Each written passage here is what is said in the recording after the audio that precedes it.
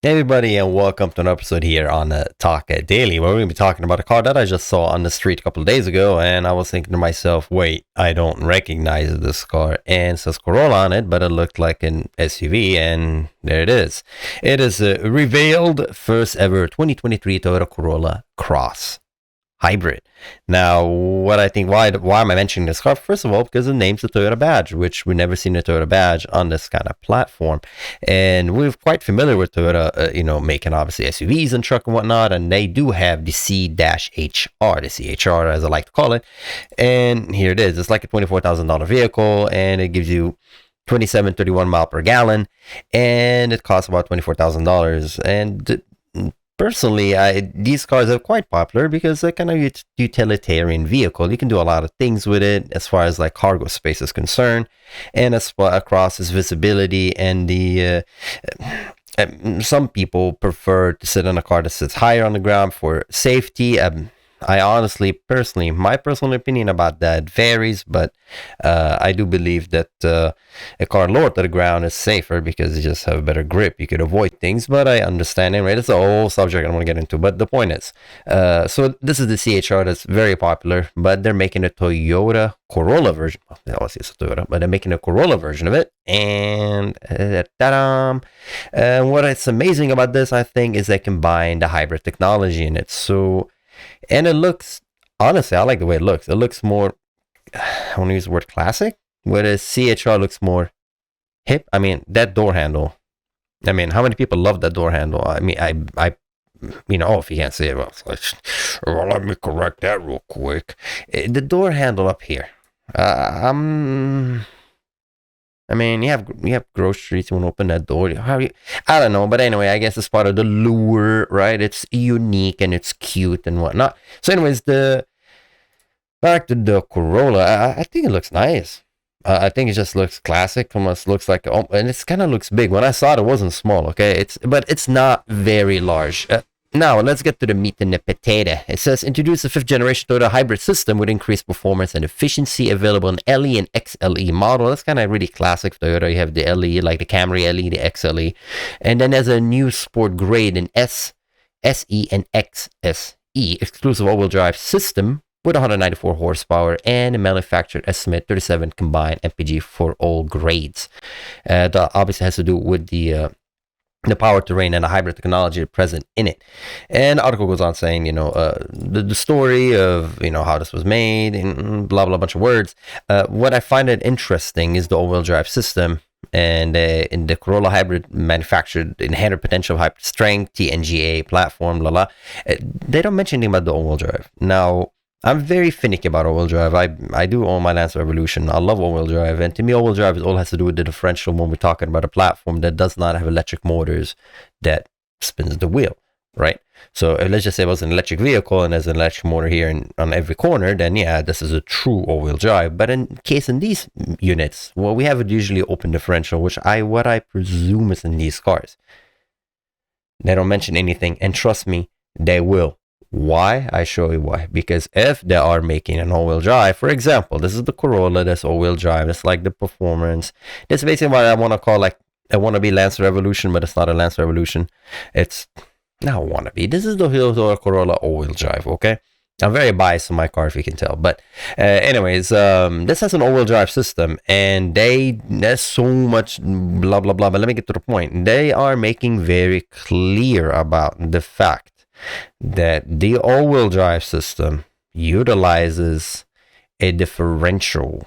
Okay, they're very clear about it. If I can find it, there you go, right here, rear Torsion limit slip differential, ladies and gentlemen. You see that? There's a Torsion limited slip differential, and they have it in the front and rear. They will mention it to you. Trust, because you're paying for it, and that's part of the lure, so you purchase it, okay? So you're probably thinking to yourself, what are you talking about? What's the point of that?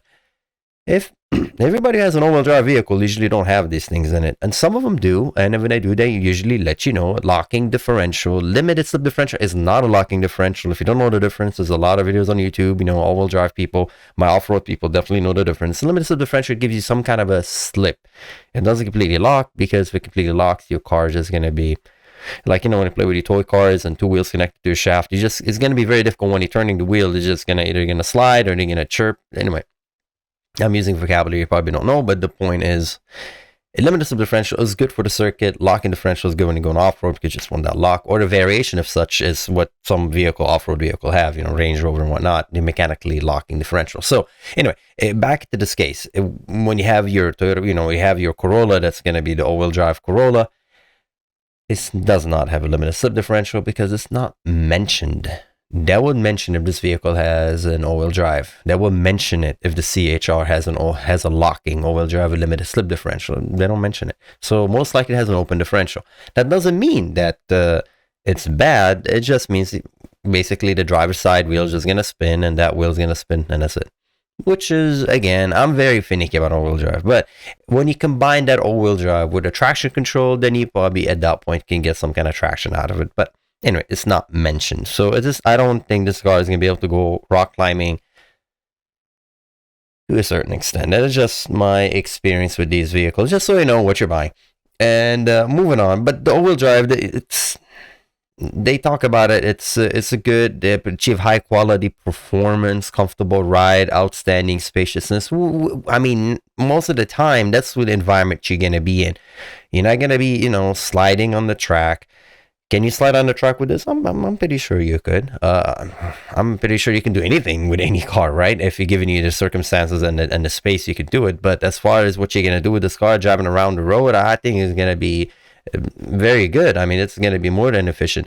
And the fact that it has hybrid, I think that is the key strength of this vehicle. And I think it's going to generate a lot of good sales, because I like the way it looks. It looks very classic. It looks nice.